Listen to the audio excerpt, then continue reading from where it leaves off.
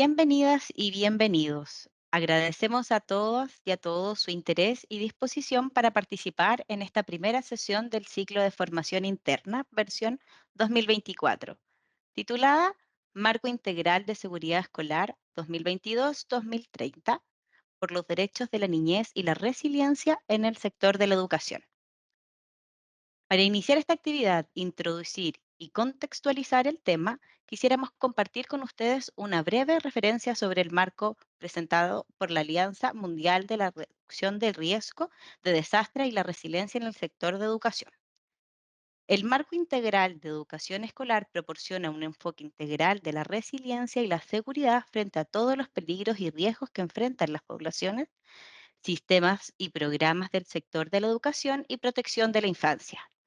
Apoya las estrategias de acceso, calidad y gestión en el sector educativo.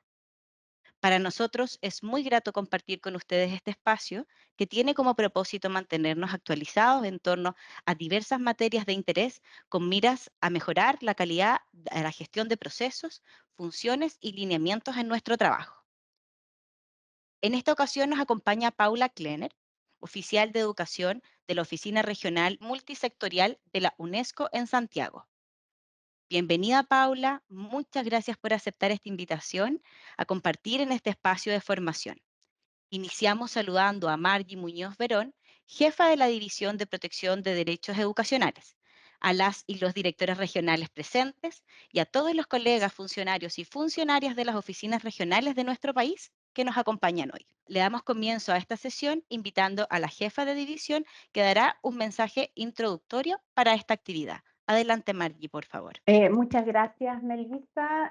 Bienvenidos a todas y todos. Primero que nada, un gusto saludar a los equipos funcionarios y funcionarias de las direcciones regionales, a los directores regionales presentes y también agradecer y saludar a Paula y a través de ella a todo el equipo de UNESCO que tan gratamente han accedido a colaborar y articularse con nosotros para poder abordar este primer ciclo formativo.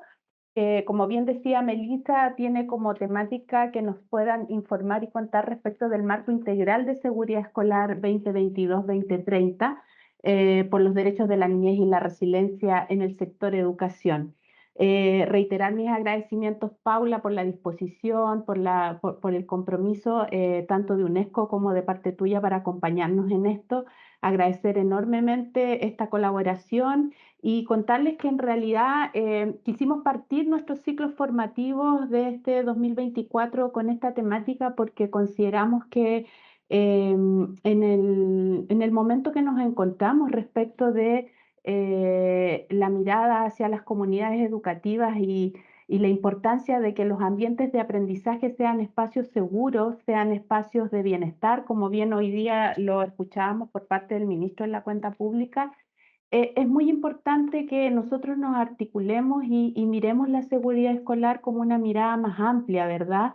En donde no solo lo que pasa al interior del establecimiento cobra relevancia, sino también sus entornos, también la articulación que tiene la comunidad educativa con aquellos actores donde se encuentra emplazado el establecimiento educacional. Y en ese sentido, la UNESCO nos va a contar, Paula, respecto de este interesante marco relacionado con la seguridad escolar y para que podamos nosotros empezar a mirar esto con un foco, como les digo, de que no solo la seguridad es la que se puede garantizar y mirar al interior de la comunidad educativa. Tenemos que también estar pendientes de aquellas cosas que suceden en los espacios en donde está emplazado el establecimiento y que permean las comunidades educativas. Como bien decía el superintendente, en muchos espacios donde hemos compartido, nuestros brazos y nuestras facultades a veces no son tan extensos para resguardar todo lo que quisiéramos respecto a los derechos de niñas y niñas que asisten al sistema educativo y por eso es importante la articulación con otros servicios que también son garantes de aquello. Así que en este sentido le reitero mis agradecimientos a UNESCO, a Paula y doy pase para que podamos iniciar este importante primer ciclo formativo interno. Muchas gracias. Muchas gracias, Margie, por sus palabras. Adelante, Paula, por favor. Muchísimas gracias por la presentación, colegas. Muchísimas gracias a Margie, a la división y a las y los colegas que han estado en la preparación y en el detrás de cámaras de esto. Está bien de moda la seguridad escolar. Y digo de moda en el buen y mal sentido. Y voy a partir conversando un poco provocadoramente sobre esto porque no me cabe ninguna duda desde que desde la superintendencia hace algunos años han estado discutiendo temas de seguridad escolar. Y digo temas porque en general cuesta identificar cuáles son las categorías de seguridad escolar. Y la presentación que les quiero compartir el día de hoy y también las reflexiones, y ojalá, yo estaba buscando el chat además, pero no me aparece, así que eso va a ser un desafío para mí, pero ojalá que podamos compartir, que ustedes si quieren me interrumpen, levantan la manito y hacemos una conversación también, es poder identificar cuáles son esas categorías de seguridad escolar. ¿Qué queremos decir cuando hablamos de seguridad escolar? Y que no sea esta masa indiferenciada de conceptos que, por un lado, se prestan a ser politizados de una manera bien compleja y que cuestan en el fondo abordar cuáles son las medidas que en teoría debésemos implementar para tener mayor o mejor seguridad escolar. Y por otro lado, problematizar también los elementos contextuales de la seguridad escolar. Esas son unas dos cositas que yo quisiera compartir con el día de hoy con ustedes. Y parto presentándome. Mi nombre es Paula Klenner, soy, como comentaban las colegas, oficial de educación de la UNESCO, de su oficina regional. Soy especialista de educación en emergencias y he estado también muy vinculada a todos los temas de salud y bienestar, que es un paraguas bien grande de la UNESCO para hablar de todos aquellos determinantes que conectan salud y educación, ¿no? Y ustedes bien saben que, porque además les toca un rol bien específico en la superintendencia, que esos elementos están casi pareados, especialmente los territorios, aparecen superpuestos. Muy bien. Como comentaban la jefa de división, el marco integral de seguridad escolar es un esfuerzo multiagencial, si se quiere. Es un esfuerzo que no solamente de UNESCO, sino es un esfuerzo de más de 17 Oh, partners a nivel global. em, y que además no sé si me... se juegan. Y es un esfuerzo, como les comentaba, de múltiples agencias. Y no es un esfuerzo además de la UNESCO, y acá quiero ser súper explícita en decirlo, si bien soy yo la que presenta el día de hoy, esto es una alianza de más de 17 partners a nivel global que contienen muchas agencias que yo les voy a mostrar después, pero además es un esfuerzo conectado con los gobiernos. Y yo quiero también hacer hincapié en que este marco está conectado con la política educativa. Y esa es la primera distinción. No es un marco de orientaciones en abstracto, sino que fue construido a partir de la evidencia acumulada en los últimos 30 años respecto a aquellas variables que afectan lo que está conceptualizado como seguridad escolar. ¿Ya? Entonces, el día de hoy les voy a hacer un barrido por aquellas dimensiones. Y quiero poner además atención en el título, que no está completo, abajo dice superintendencia por si acaso, que es lo que hablaban de resiliencia, ¿ya?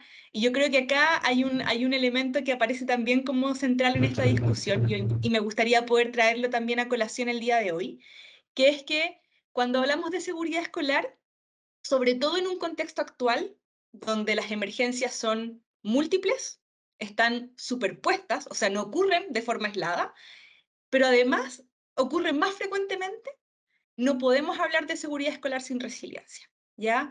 Y se los comento así desde el inicio porque yo creo que en general hemos tenido versiones bien parciales de la seguridad escolar. Pensamos que ocurre en un momento particular, que es una preocupación de un momento particular. Y lo que yo los quiero invitar el día de hoy es a pensarlo. El día de hoy les voy a hablar un poco de contexto. ¿Qué es GADRES? ¿Qué son en el fondo estas agencias que componen GADRES? Les voy a hablar del marco, por supuesto. Les voy a presentar un pequeño estudio de caso para que lo veamos en la práctica. Después voy a presentarle algunos ejemplos y finalmente terminamos con preguntas y respuestas. Como les comentaba, si ustedes quieren intervenir o tienen una pregunta, por favor levanten la mano y hacemos de esto una conversación. Eh, Parto entonces.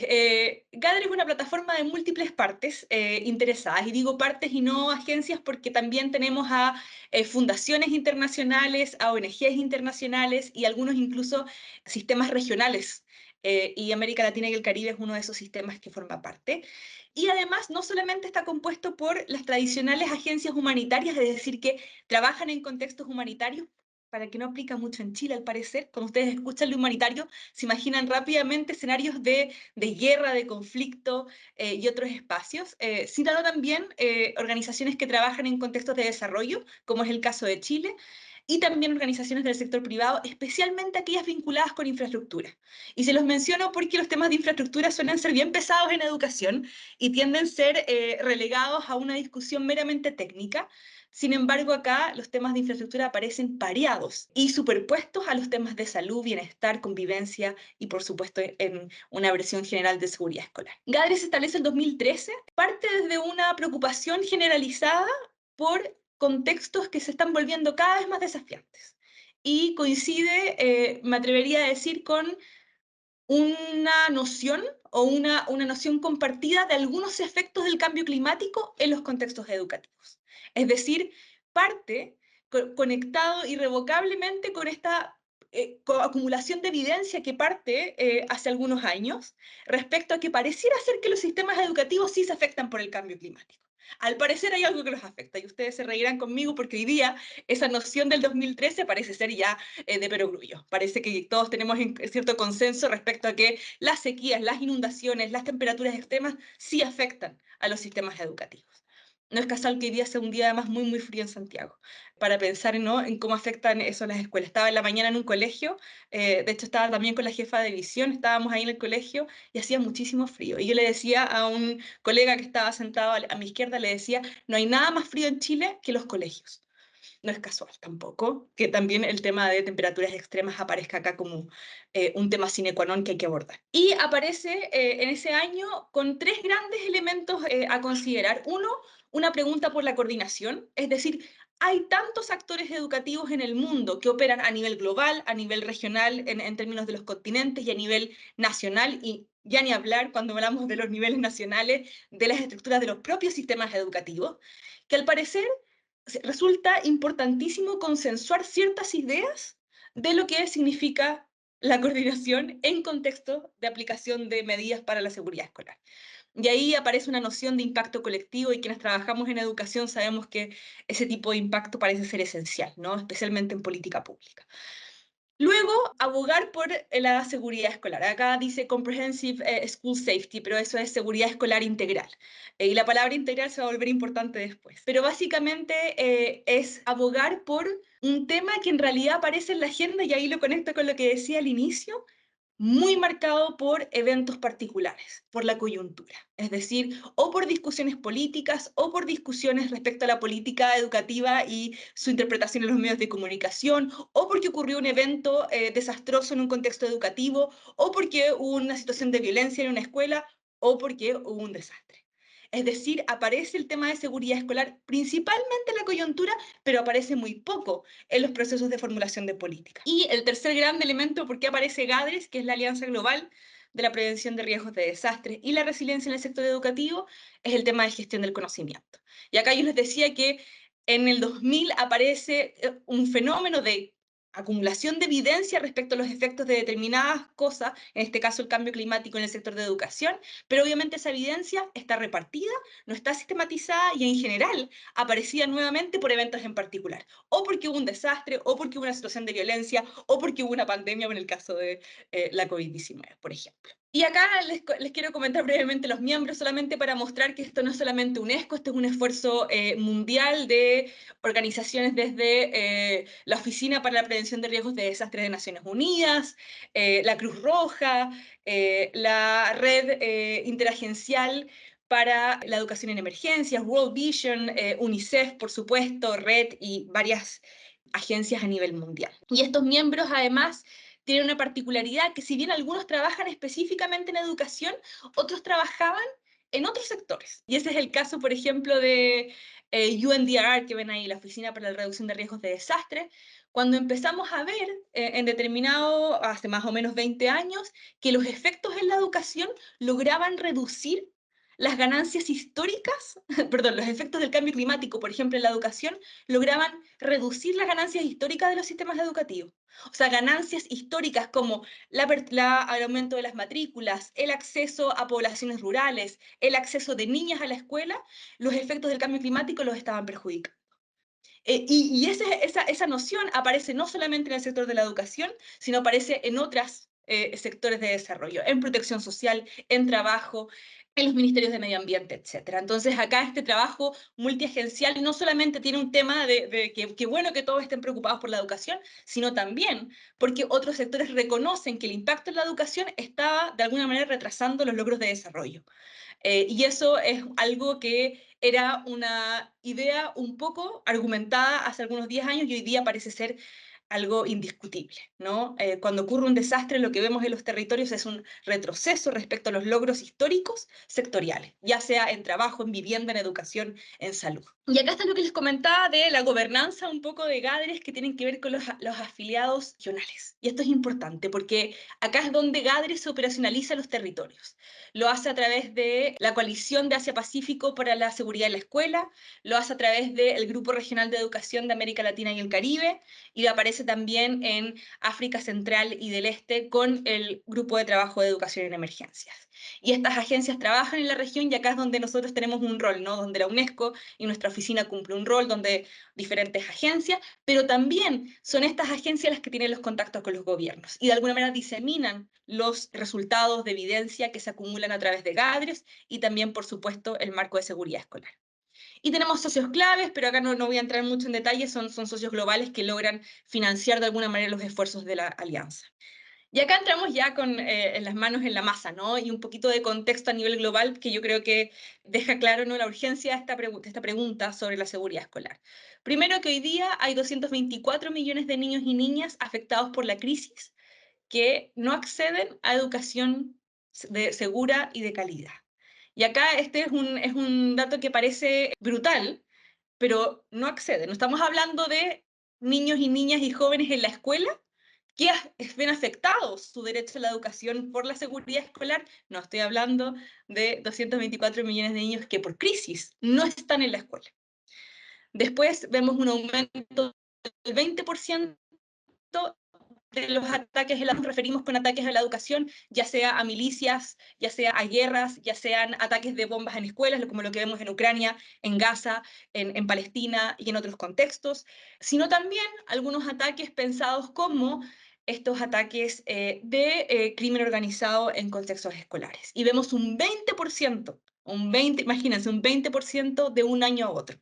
Luego podemos ver que tenemos 62 millones de niñas, niños y adolescentes afectados por las crisis, pero las crisis climáticas y que debido a ello han interrumpido su educación. Es decir, que los sistemas educativos no han sido capaces de garantizar continuidad educativa debido a emergencias vinculadas a las crisis climáticas. Y acá incluyo desastres, pero también incluyo crisis prolongadas como sequías que afectan a territorios enteros y que terminan en el cierre de escuelas. Y acá yo les contaba antes del ataque a escuelas de bombas y cosas así que parecen muy lejanas en Chile, pero cuando hablamos, por ejemplo, de crisis climática, me estoy refiriendo a cosas que han pasado en Chile, como escuelas cerradas por falta de agua. Y luego tenemos el 85% de los grupos de coordinación, esto lo llamamos los grupos humanitarios o de educación que están en los países, que en general contienen a los ministerios, también a socios claves como UNICEF, UNESCO, etcétera, que han encontrado activos, es decir, grupos que históricamente estaban pensados para ser activados y cerrados ante una emergencia, que se encuentran activos entre 9 y 17 años.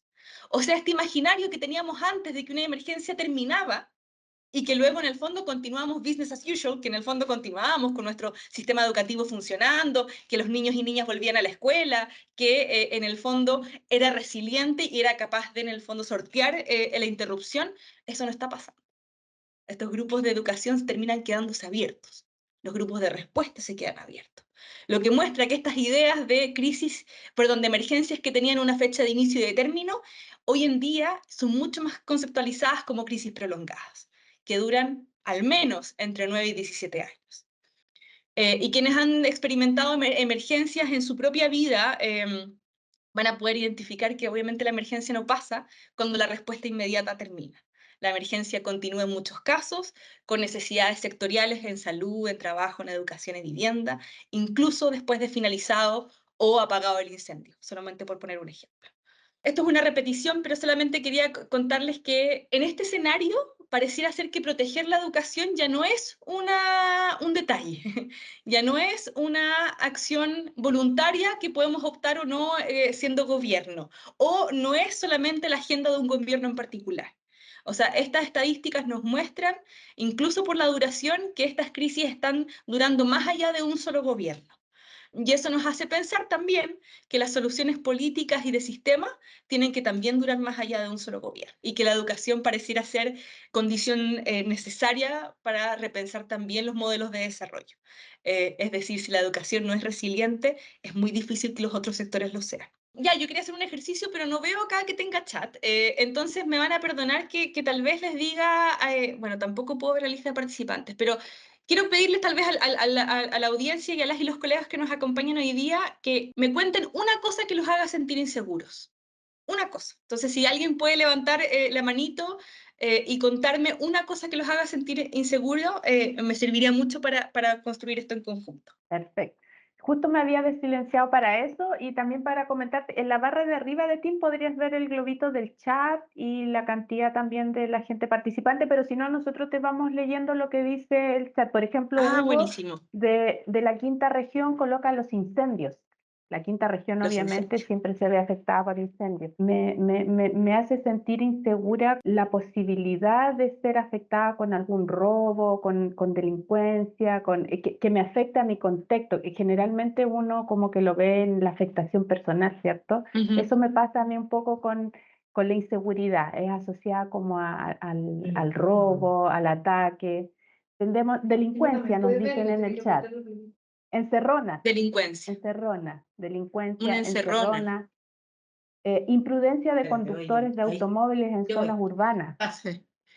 Armas en los colegios, por ejemplo, encerronas, tormentas y heladas, imprudencia de conductores de automóviles en zonas urbanas, violencia, tormentas. ¿Quién dijo Algunos de los incendios? comentarios. Incendios Incendio, dijo Hugo. Hugo, Ahí Díaz de levanta la Valparaíso. manito.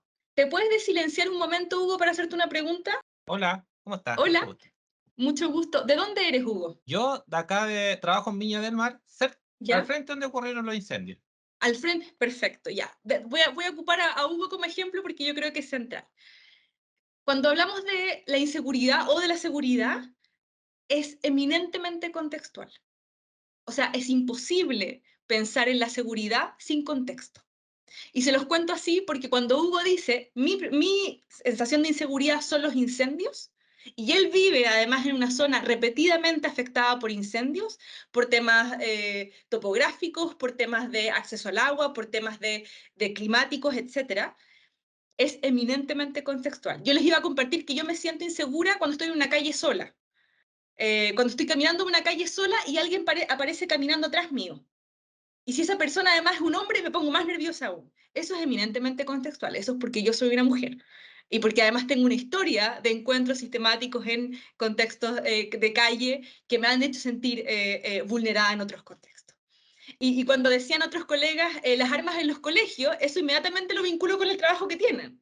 Porque me imagino que han escuchado reportes de armas en los colegios. O sea, no es una fantasía, es una realidad. Todo esto para tratar de como construir esta idea que yo creo que es esencial y en general pasa desapercibida en las conversaciones, que es que la seguridad, la sensación de sentirte seguro o segura, está conectada con tus experiencias de vida y está conectada con dónde vives y está conectada además con los riesgos que has experimentado viviendo de esa manera. Y las intersecciones que se dan son extremadamente complejas.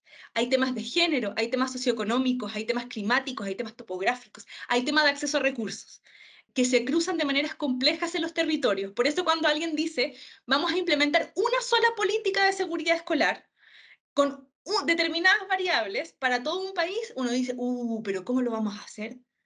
Si sabemos que esas experiencias de seguridad son contextuales, o sea, si hay medidas de seguridad escolar que no contemplan, por ejemplo, temas de armas, se vuelve muy complejo pensar en estas medidas nacionales, que en el fondo puedan ser integradoras de todas estas experiencias. Bueno, la segunda pregunta no se las voy a hacer a ustedes porque es una trampa, ustedes trabajan en educación, pero para ustedes seguridad escolar está muy vinculado con lo que ustedes han ido mencionando también en la lista que me contaban al inicio, que es todas esas experiencias que ustedes han notificado en su trabajo en educación que han afectado alguna vez una escuela.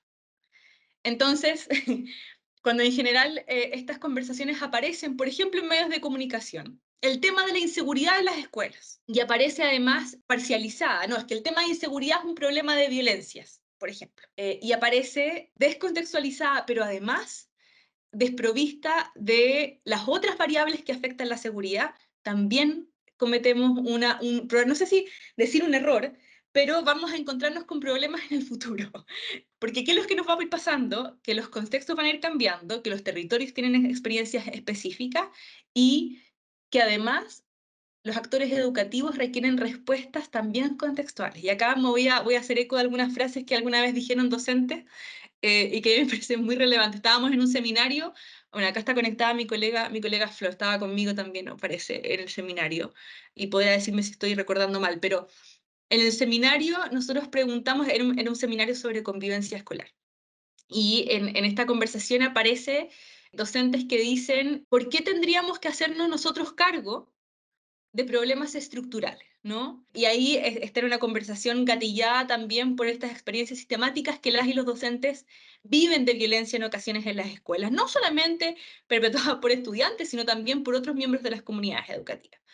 Y yo creo que esa es una pregunta muy certera, en el fondo, porque apunta a algo complejo del sistema educativo, que es que, al parecer, si pensamos solamente en una causa de la inseguridad y en una solución de la inseguridad, vamos a terminar poniendo muchísimo peso en algunos actores educativos más que en otros.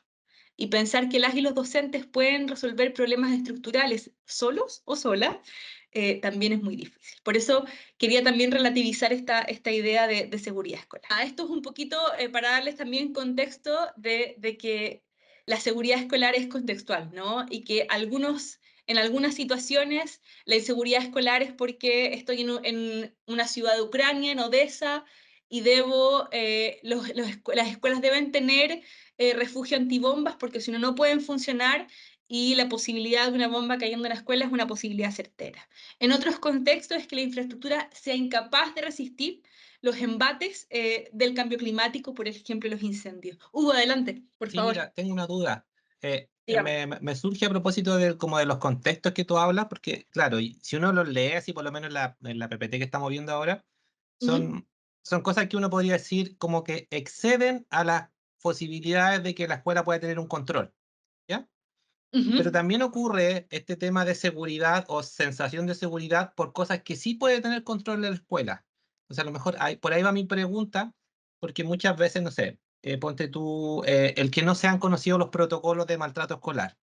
Y hay ujú, mucha situación de maltrato y claro, pues los papás, las mamás dicen el colegio no hace nada, no tiene ningún, o lo que escuchamos muchas veces nosotros de los docentes, dicen a nosotros nadie nos protege, porque no tenemos nada que nos proteja. Y cuando uno habla con ellos, le dice, pero usted ha visto el protocolo de maltrato que en caso de que usted sea víctima de maltrato, lo tenga que activar, o usted ha visto el plan de convivencia escolar donde tienen que haber estrategias de prevención de violencia que el colegio sí tiene que adoptar. ujú. Entonces, por ahí va mi pregunta, si va como la mirada o el análisis va en cosas externas a la escuela o también internas respecto a la seguridad Ya, escolar.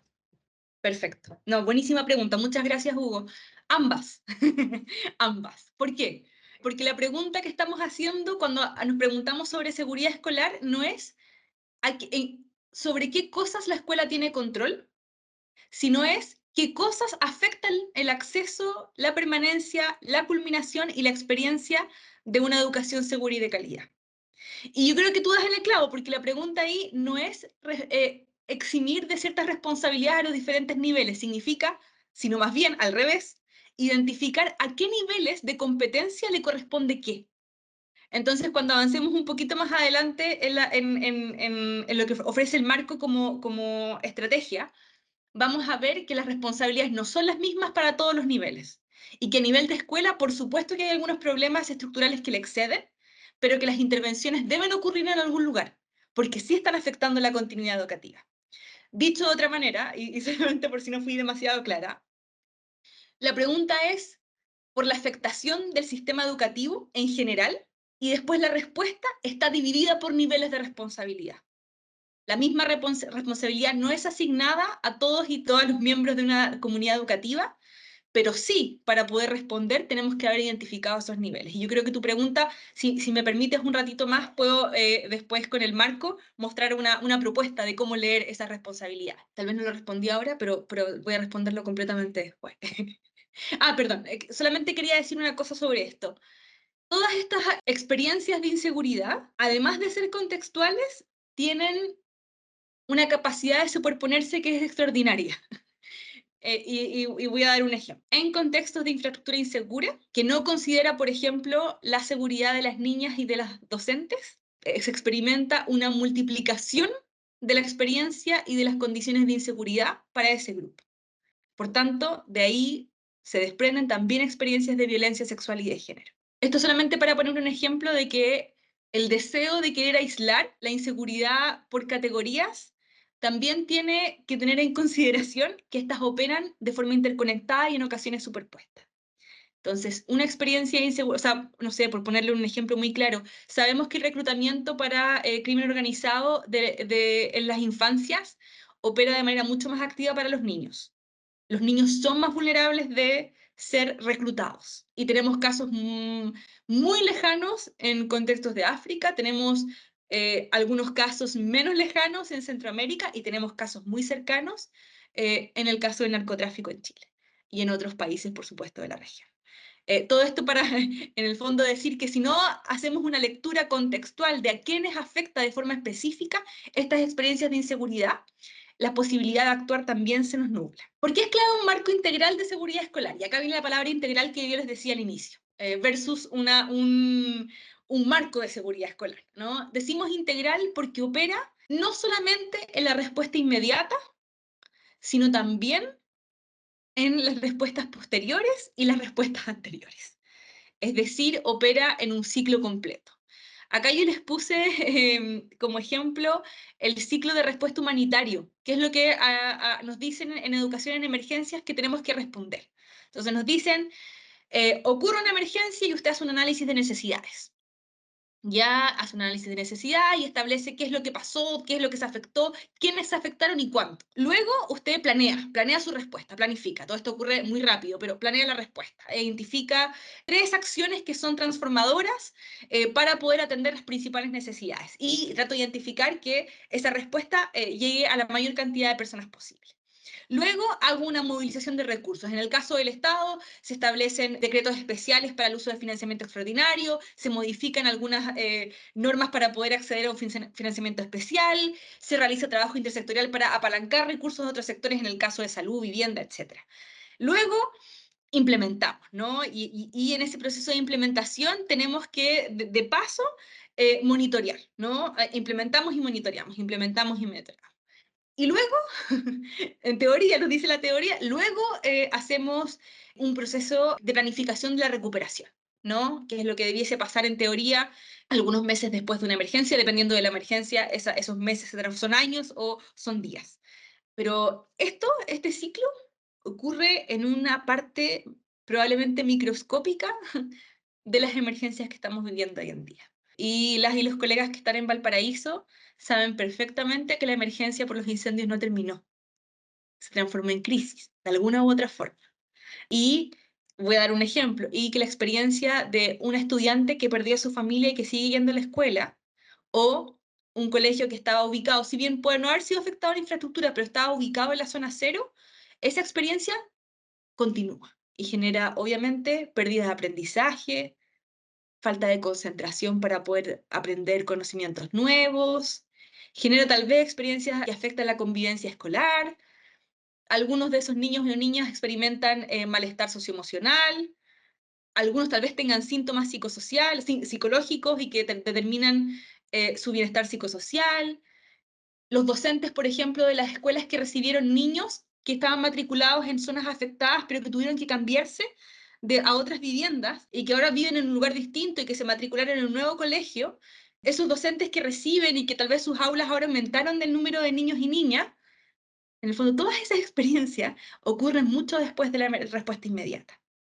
Entonces, la evidencia que hemos acumulado en los últimos 10 años nos dice que al parecer esa respuesta inmediata es insuficiente. Y planificar solamente la respuesta inmediata va a generar un problema de desarrollo futuro de pérdidas probablemente no percibibles ahora, ni en los 10 años, sino en 30 años más. Y eso todavía lo estamos aprendiendo, por ejemplo, con la respuesta de COVID-19, ¿no? ¿Cuánto de esas consecuencias van a ser, en el fondo, entendidas, comprendidas en su dimensión en las próximas décadas? Este es el ciclo humanitario, ¿ya? Ya dijimos que era un poco insuficiente, que la respuesta tiene que ir más allá de lo inmediato. Entonces necesitamos limitar los impactos. Estos impactos que yo les comentaba, que son duraderos, que duran décadas e incluso a veces 100 años. Si uno mira ciertos eventos de la historia en algunos países que han vivido, por ejemplo, desastres catastróficos, estos impactos aparecen viéndose a los 100 años. Conflicto social, falta de cohesión, atentados a la democracia, etc. Entonces aparece un convencimiento de las comunidades internacionales y también de las regionales y nacionales de que hay que limitar los impactos, que si bien sabemos que existen elementos que impactan radicalmente la provisión educativa, estos tienen que ser disminuidos. Y ahí aparece el marco, ¿no? Y es un marco que tuvo una primera versión y que luego se revisa el 2022 precisamente y es lanzado ese año precisamente por entender que las respuestas anteriores ya no eran suficientes. Y no solamente se trata de limitar los impactos, y acá voy a la parte que quería también llegar al final de la introducción, ¿no? Se trata también de definir cuáles son los estándares mínimos para esa limitación de impactos. Y acá es donde el rol de la superintendencia y de del sistema de garantías de la calidad de la educación tiene un rol importantísimo, ¿no? Y que yo creo que está iniciándose en Chile esta conversación. Pero ya no solamente se trata de responder más allá de lo inmediato y de manera integral, sino que esa respuesta tiene que tener algún estándar de calidad. Tiene que tener un mínimo que permita identificar si es una solución efectiva, eficaz y además con enfoque en la calidad. Y esto lo menciono porque en general las discusiones que aparecen tienen que ver con que haya respuesta. Tiene que haber respuesta. Y escuchamos ahí a nuestros colegas humanitarios decir, no, es que el incendio sucedió y tenemos que salir a terreno y hacer el need assessment, el análisis de necesidades que les comentaba, etcétera, etcétera. Y después las comunidades educativas y los sistemas empiezan a decir, pero ¿cuánto es suficiente? ¿O de qué manera lo hacemos? ¿Toda intervención es buena? ¿O en realidad se trata también de mirar la calidad de esa intervención? ¿No? Y acá, como ustedes trabajan en la superintendencia, yo no, acá hay un problema, el problema del estándar es un problema tremendo en Chile, y es un problema tremendo para todos los sistemas educativos, ¿no? ¿Cómo definimos ese mínimo sin generar tensiones en quienes no pueden alcanzar ese mínimo? En las escuelas, por ejemplo, que son las más afectadas y más vulnerables, que probablemente no puedan implementar por falta de recursos, por falta de capacidad, porque tiene estudiantes extremadamente vulnerados o marginados, ¿cómo les pedimos el estándar mínimo, no? Y acá aparece algo muy lindo del marco, que es que no pone la presión en la escuela. Y yo creo que eso también es una reflexión muy importante, ¿no? La presión no está instalada en la unidad de la escuela, la presión está instalada en el sistema.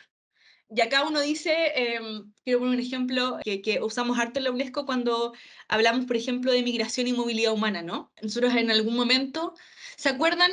Yo creo que fue el 2022, donde había esta gran tensión en el norte, que obviamente ha continuado de cierta manera, pero había una tensión más bien mediática sobre lo que estaba pasando en el norte, que yo creo que fue el 2022.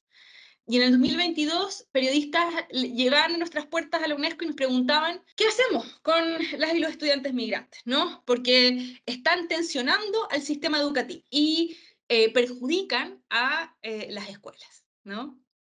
Con el equipo había una reflexión bien compartida cuando íbamos a la evidencia de que al parecer las competencias que se generaban cuando las aulas se volvían más flexibles, más acogedoras, más inclusivas y más interculturales, esas competencias que las escuelas o el sistema adquiría no eran competencias o características que solamente beneficiaban a las y los niños migrantes.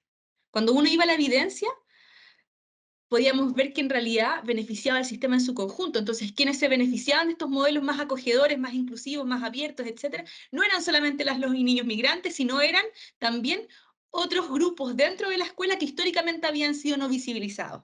Y que en realidad esa competencia de volver a la escuela más flexible y más capaz para atender una población en específico también beneficiaba al sistema en su conjunto. Esto lo menciono porque obviamente esta tensión que existe respecto a atender situaciones específicas generan tensiones también en el sistema, pero el sistema tiene que ir hacia la resiliencia, ¿no? Y el sistema tiene que estructurarse con esa lectura. Y para eso pensamos en coordinación, la participación comunitaria y pensamos también en un análisis de evidencia. Y para eso también están los estándares mínimos de la INE y que esos los puedo compartir. Yo les voy a enviar todo el set de materiales, por supuesto, que yo he estado citando en esta presentación. Entonces, ¿qué significa, entre comillas, y en una frase más chiquita, lo que les he comentado hasta ahora?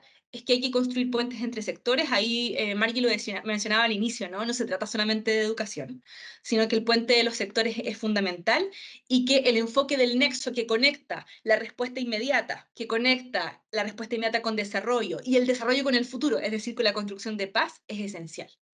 No es solamente una emergencia, sino también es la política de desarrollo de un país. Por eso cuando hablamos de seguridad escolar no nos estamos refiriendo a la respuesta a un desastre, estamos hablando del modelo educativo en general. Ya, y acá está lo interesante del marco y que probablemente con algo se quedan de la presentación y les pido colegas que me indiquen después si me estoy pasando el tiempo, pero si con algo se quedan de esto es que no es un enfoque que aborda un peligro o un riesgo, sino que es un enfoque de todos los peligros y de todos los riesgos. Y van a decir, oh, qué ambicioso, ¿cómo se puede hacer eso? ¿Cómo uno puede abordar todos los peligros y todos los riesgos? Y acabamos de decir que los peligros son contextuales, son superpuestos, aparecen dependiendo de los territorios, etcétera, etcétera. Es porque se ha construido de tal manera que no piensa solamente en respuesta inmediata, precisamente. Entonces considera, por ejemplo, aquellos riesgos que son naturales y que están inducidos por el cambio climático. Y acá hablamos en el fondo de los elementos que históricamente han sido entendidos cuando uno habla de reducción de riesgos de desastre. Las sequías, las inundaciones, los tsunamis, los terremotos, y a eso sumado situaciones específicas del cambio climático, ¿no? Que afectan de manera muy particular a los territorios. También están los peligros tecnológicos. Están aquellos peligros que están derivados por el avance tecnológico de los países y de las industrias en general. Acá aparecen también peligros que históricamente habían sido pensados como que no afectaban nunca a la escuela, y en general en el tiempo es que han afectado de forma profunda a la escuela, ¿no? Acá también aparece, por ejemplo, todo lo que ustedes han conceptualizado últimamente en el Ministerio de Educación y que yo creo que es interesante, como en el sector educativo en general, no solamente el ministerio, sino que son estos espacios virtuales, por ejemplo, que el espacio virtual ha generado un nuevo ambiente de posibilidades de amenazas y de riesgos. Y eso es bastante claro para quienes trabajan en educación hoy día y sobre todo además marcado por temas de género de forma muy tremenda, ¿no? Y para las diversidades en general. Después están las biológicas y de salud, ¿no? Y acá se incluyen las pandemias. Yo creo que acá hay un tema bien importante para mirar, que es también mirar qué hicimos durante el tiempo de COVID. Y ahí yo quería como también invitarles a mirar el marco, porque ofrece ciertas categorías para repensar lo que hicimos y cómo lo hicimos. ¿Y qué medidas tomamos? ¿No? Y no voy a dar la lata yo acá ahora porque quiero invitarles a que miren el marco, a que revisen el documento, pero es esencial, ¿no? Pareciera ser que tomamos decisiones también fundadas por una no comunicación con el sector de salud. Y mostramos y pusimos en evidencia también lo poco acostumbrado que está el sector de educación para tener este tipo de conversaciones con salud. Si bien tenemos salud escolar y tenemos intervenciones del sistema de salud en la escuela, parece ser que la escuela ha mostrado poco al sector de salud cómo funciona para tomar esas decisiones basadas en evidencia. Luego está el conflicto y la violencia, y yo nuevamente los quiero invitar a no pensar conflicto y violencia solamente como guerras, ¿no? Los quiero invitar a pensar conflicto también lo que pasa en los territorios. Yo creo que el caso de la Araucanía es un caso a explorar pensando este lente, porque no es un problema solamente de la guerra y del conflicto a secas, sino también está situado históricamente y habla de un problema de cohesión social, ¿no? Y que obviamente el marco también ofrece una mirada a eso. Y luego están los peligros y amenazas cotidianas, está el transporte, están los deportes en la escuela, están todas aquellas amenazas que son más cotidianas, ¿no? Y quiero contarles un poquito de 3 objetivos del Marco Integral de Seguridad Escolar. Proteger a las y los estudiantes, a los educadores y al personal de la muerte, lesiones, violencia, daños en las escuelas y otros espacios de aprendizaje.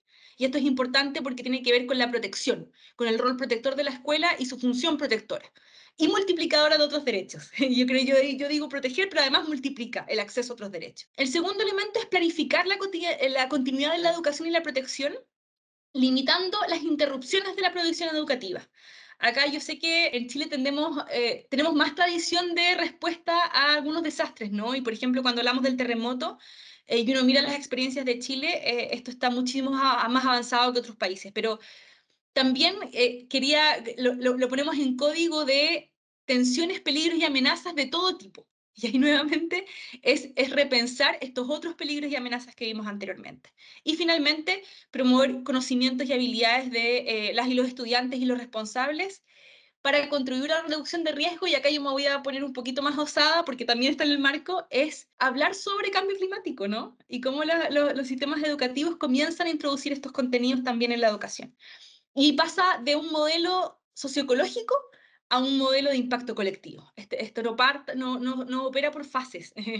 Nos sucede en fases donde uno dice, primero está la escuela, después está determinado sector, después está otro sector, aparece operado en un mismo nivel, ¿no? Y acá está la carne del marco. Ustedes van a encontrar en el marco las bases, que son los elementos que hacía un guiño Hugo al inicio. La habilitación de sistemas y políticas. El marco no es posible de implementar sin un sustento de sistemas y políticas.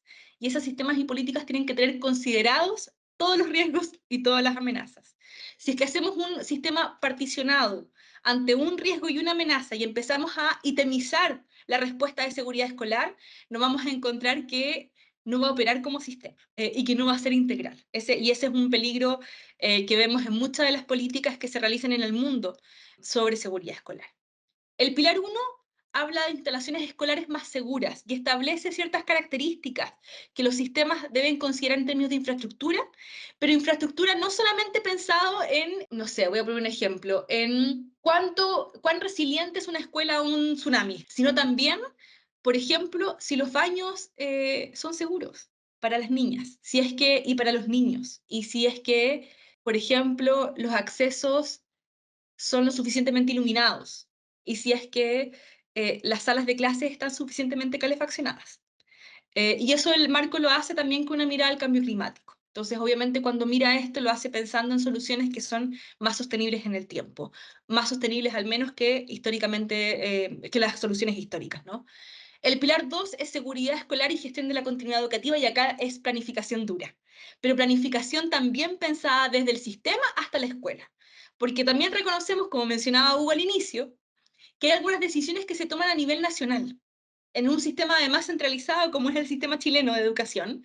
Obviamente las decisiones que se toman a nivel central tienen un rol y una función, pero hay decisiones que no son esas, que no son las del nivel central, que sí se pueden tomar en la escuela de planificación, y esas son obviamente más flexibles también, ¿no? Y dan oportunidad a que la escuela mire su territorio y haga una evaluación contextual de aquellos peligros y amenazas. Y yo creo que hoy día, además, los protocolos que están creados para esto en el sistema educativo también ofrecen una oportunidad para ello. Cuando hablamos de los planes de reducción de riesgos de desastre, con un enfoque territorial, tienen mucho de esto también. Y luego, reducción de riesgo y educación para resiliencia, y acá nos metemos en el contenido de la educación. Y acá yo no hice el guiño al inicio, pero acá hablamos de contenido educativo, acá hablamos de currículum escolar, acá hablamos de prácticas docentes y de aprendizaje, de enseñanza y aprendizaje. Acá hablamos también de los materiales educativos, todos aquellos elementos que operan en la educación y a través de la educación, que son tal vez menos mencionados.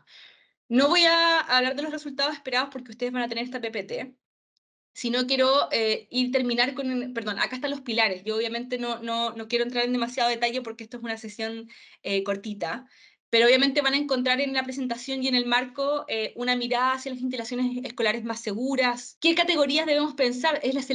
No solamente la construcción del edificio, sino cómo se selecciona el espacio, cómo se diseña ese lugar, cómo se conecta con la comunidad. Y también aparece desde ya, cuando se crea una instalación educativa, la pregunta por qué va a pasar cuando esta instalación educativa esté afectada.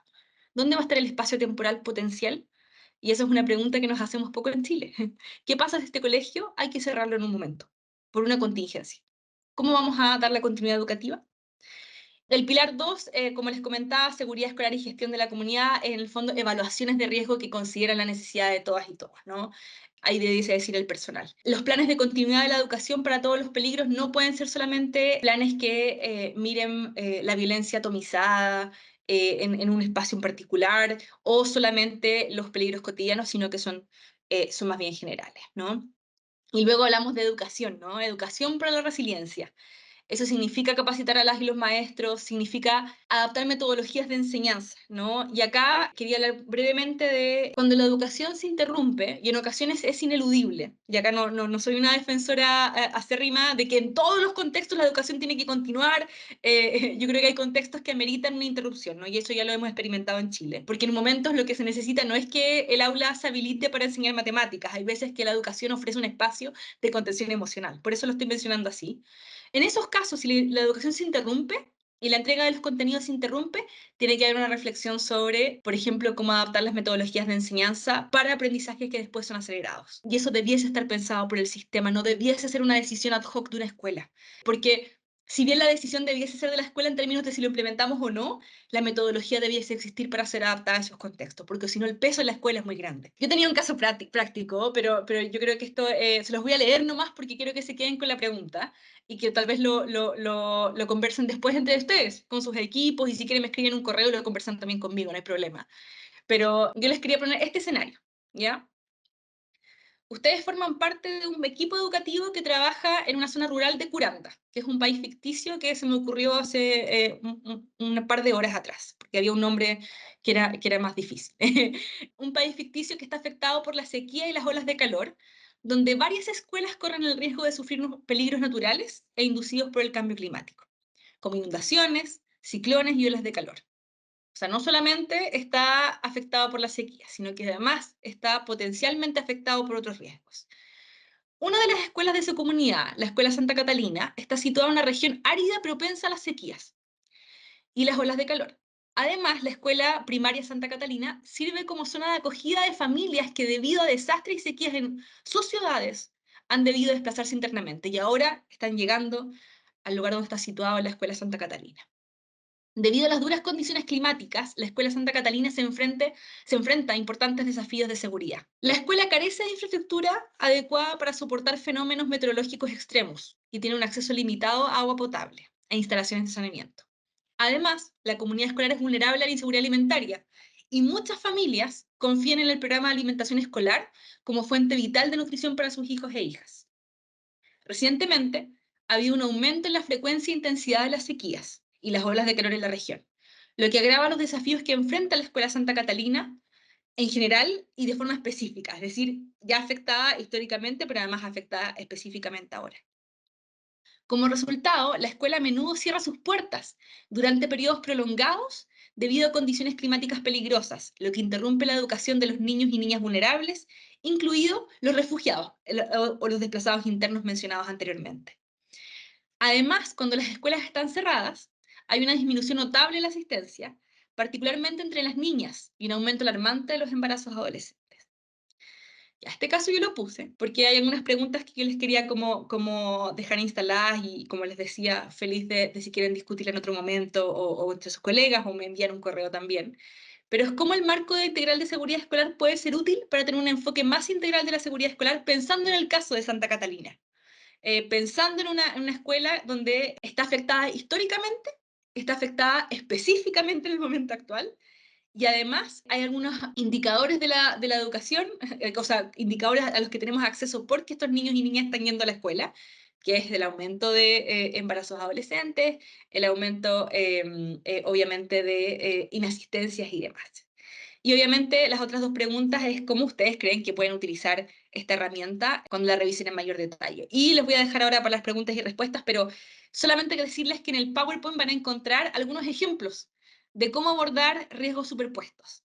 O sea, de cómo abordar riesgos que operan de manera similar, ¿no? Y acá hay algunos ejemplos sobre cómo los pilares se cruzan entre sí, cómo las categorías se cruzan entre sí, y hay algunos también ejemplos de enfoque de todas las amenazas, ¿no? Como natural y además de conflicto, y obviamente algunos temas. Y finalmente solamente hay un tema de acción anticipatoria que está harto en la palestra de la evidencia últimamente y que es bien interesante mirar porque muestra cómo algunos sistemas de algunas partes del mundo se han vuelto no solamente resilientes o un enfoque en la seguridad, sino también se han vuelto anticipatorios.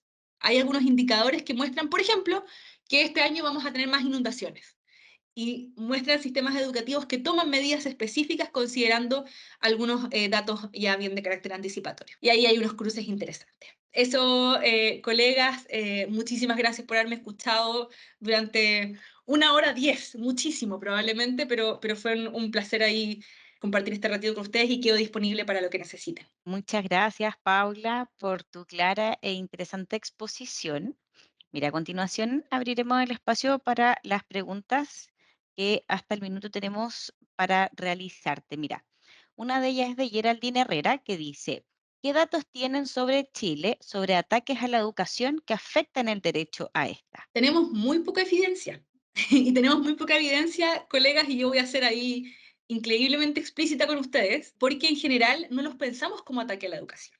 Y acá es un tema conceptual que yo quería también ofrecerles como en su labor, ¿no? Como parte de sus de funciones, ¿no? Y es una pregunta que yo personalmente no tengo resuelta tampoco, pero y que la UNESCO este año estamos haciendo un esfuerzo y mi colega Florencia también está conectada y que hemos estado discutiendo esto internamente, es que cuando históricamente partió la discusión de los ataques, partió pensada en bombas. Partió en ataques, por ejemplo, de guerrillas, partió pensado en ataques como irrupción de ejércitos en escuelas, la utilización, por ejemplo, de las escuelas por grupos armados, etc. Pero hoy en día yo me atrevería a decir que en nuestra región existen situaciones que nos tienen que hacer repensar esa versión de ataques a la educación. Les pongo un caso. Escuelas que están ubicadas en zonas rojas, es decir, donde sabemos que hay grupos organizados que realizan acciones de o sea, que hay narcotráfico en esa zona en particular y que además existe reclutamiento, donde jóvenes en el fondo están siendo convocados a participar de esos mecanismos, ¿no? ¿Eso es un ataque a la educación? O más aún, y voy a ser más brutal aún, casos donde escuelas se benefician económicamente porque grupos organizados entregan recursos a esa escuela. ¿Eso es un ataque a la educación? Entonces, no, yo eso es una discusión abierta. Feliz si la quieren conversar conmigo. Hemos estado últimamente bien pensando esto no solamente por Chile, sino por el caso de Centroamérica, por el caso, obviamente, más claro, ¿no? Más histórico más bien, más antiguo. Pero yo creo que esto es un tema que tenemos que repensar, que parece ser que la definición tradicional de ataques a la educación ya no es suficiente. Eso es lo que les quiero transmitir. Y que parece ser que tenemos que repensarla. Y para eso se necesita a todos y todas, no solamente a la UNESCO pensando, sino a quienes trabajan en estos ámbitos y tienen acceso a situaciones específicas de violencia en el sector. Eso. Lamento si no fui muy comprometida con una respuesta única. Gracias, Paula. Mira, la siguiente de José Antonio de Bonis dice, se debe distinguir aquellos problemas generados por cuestiones de causa natural, riesgo y o peligro, de aquellas con orígenes antrópicos, dado que las respuestas son diametralmente opuestas. Totalmente de acuerdo. Ahí nosotros tenemos como una cruzada en la UNESCO. Vivimos diciendo que no hay desastres naturales. No existen los desastres naturales, colegas. No existen. Existen peligros o amenazas de carácter natural. Y yo creo que además esa definición está... Y cada vez que escuchen, por favor, a alguien decir, no, es que el desastre natural, ustedes digan, no. Y les pasan ahí una guía de la UNESCO, ¿no? O de UNTRR. ¿Por qué es importante esto? Porque un desastre no afecta de la misma forma a todos los territorios. Perdón, un peligro no afecta de la misma manera a todos los territorios, no se te convierte en desastre en todos los territorios. Y eso es súper claro cuando uno hace esa distinción. Aquellos de carácter antrópico son más desafiantes aún, porque también exigen otro tipo de respuestas pensando en las competencias y las capacidades de determinados territorios. Así que súper de acuerdo con la intervención. Ahí yo creo que es una tarea donde es muy clara que requiere una intervención multisectorial. O sea que esto no puede ser pensado solamente en educación. Por eso cuando ustedes lo van a ver en el marco, cuando lean sobre los assessments, los análisis de situación o la posibilidad de hacer planes, van a tener que mirar lo que dicen los otros servicios que tienen competencias en la materia para tomar determinadas decisiones. Y ahí sí, esos otros servicios y otros sectores no intervienen y no alimentan al sector de educación con información, es muy difícil realizar respuestas integrales pertinentes. Hugo, no sé si tiene el micrófono abierto. Mira, vamos a leer la Ay, última, perdón. que es una reflexión que la verdad la encontramos sumamente interesante de Sergio Camilo Cabrera Uribe, que dice, establecimientos educacionales traspasados a los servicios locales de educación pública presentan serias deficiencias en infraestructura. En algunas regiones extremas, esta realidad se incrementa en zonas rurales.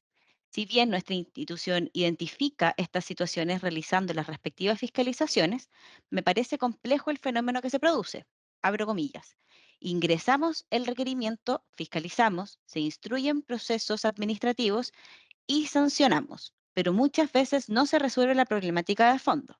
Es muy difícil que los servicios locales puedan asumir un gran volumen de establecimientos que requieran reparaciones profundas. Me da la impresión que sancionamos dos veces, aplicamos la multa y restamos recursos para que la comunidad educativa, sobre todo aquellas más precarias, puedan resguardar los derechos de todos sus miembros y hacer las mejoras correspondientes. Absolutamente, y ahí por eso no es casual que estamos teniendo esta conversación el día de hoy. Yo creo que está en la palestra de las discusiones políticas, técnicas y del sector en general, tiene que ver con que esta gran reforma, que es una, hoy día he escuchado al ministro decir que era una de las reformas más, probablemente la reforma más grande que se ha realizado en democracia, requiere esta mirada de multirriesgo, ¿no? Y lo requiere de forma urgente, porque y acá yo estoy absolutamente de acuerdo con la reflexión, porque claro, ustedes sancionan, pero si sancionan muchas veces, ¿qué dejan más vulnerable a la escuela, ¿no? O sea, entran en un círculo vicioso que es muy complejo para una escuela lidiar con lo que le comentaba en el fondo de cuántas de esas competencias tienen que estar instaladas en la escuela o cuántas les corresponde al sistema en su conjunto. Así que no, absolutamente de acuerdo. Yo me voy a hacer voy a ser como una activista de los multirriesgos, de respuestas multirriesgo y multipeligro, precisamente por eso. Muchas gracias, Paula. Mira, tenemos con la mano ahí levantada a Margie, le vamos a dar el pase, luego a Hugo por orden de números que nos aparece, y de ahí vamos cerrando la sesión para posteriormente aquellas consultas que queden en el chat, como bien habíamos comentado, van a ser respondidas a sus correos electrónicos. Margie, por favor. Gracias, Melissa. Tengo una duda, Paula. El caso práctico que nos comentaste no es nada muy ajeno, pese a que pasó en otro país, ¿No? en otro mundo, pero no es nada muy ajeno a lo que nos pasa frente a, como tú bien decías, las amenazas o los peligros de la naturaleza o este cambio climático. ¿Tienen ustedes experiencia o conocimiento de experiencia de otros países en que los establecimientos no sean la primera respuesta para albergar a las familias? Porque frente a las amenazas, nosotros como país lo primero que hacemos es suspender el servicio educativo. Y pasa que los estudiantes entran muchas veces a espacios de vulneración en sus propios hogares, que eso se cubre a veces con la permanencia en el establecimiento, porque están protegidos quizás.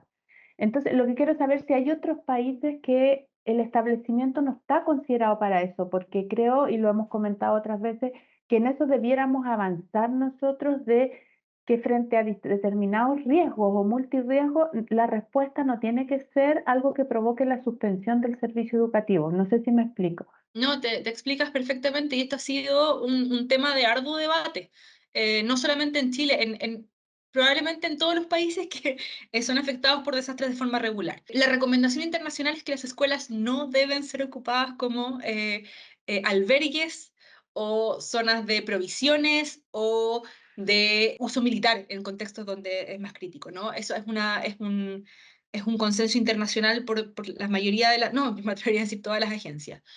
Habiendo dicho eso, y la recomendación es así siempre, ¿no? Sabemos que en el fondo una escuela ocupada no es solamente una escuela ocupada por el tiempo en que fue ocupada, sino está ocupada después para realizar las limpiezas, está ocupada para poder dejarla habilitada para ser un espacio de aprendizaje.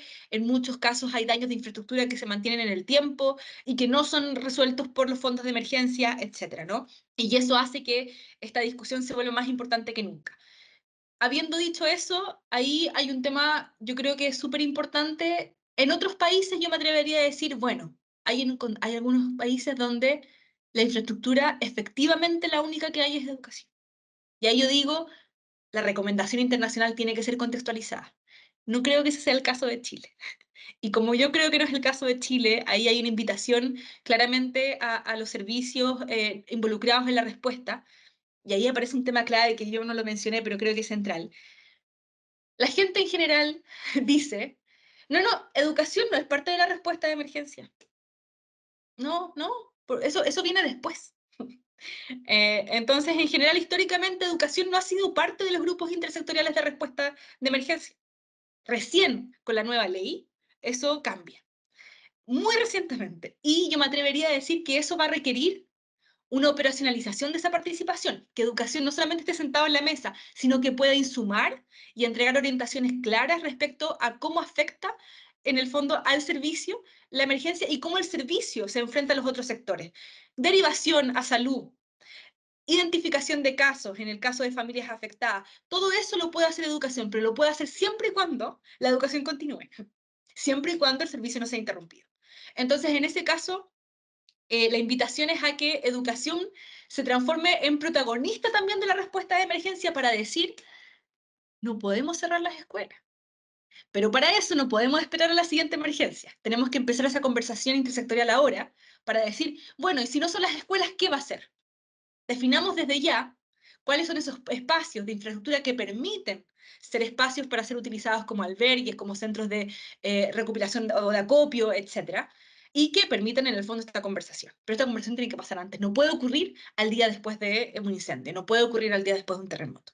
Tiene que haber ya ocurrido y haber generado un consenso. Pero, Mari, yo estoy absolutamente de acuerdo y la orientación acá para Chile es bastante clara también. Muchas gracias, Paula. Hugo, por favor, para que nos puedas comentar. Sí, Paula, mira, lo que cuando te escuchaba se me venía mucho a la mente el tema del instrumento que nosotros les pedimos a los colegios que se llama Plan Integral de Seguridad Escolar, el PISA. Mira, te cuento, más que todo porque además nosotros tenemos que este año hacer alguna jornada respecto al PISA.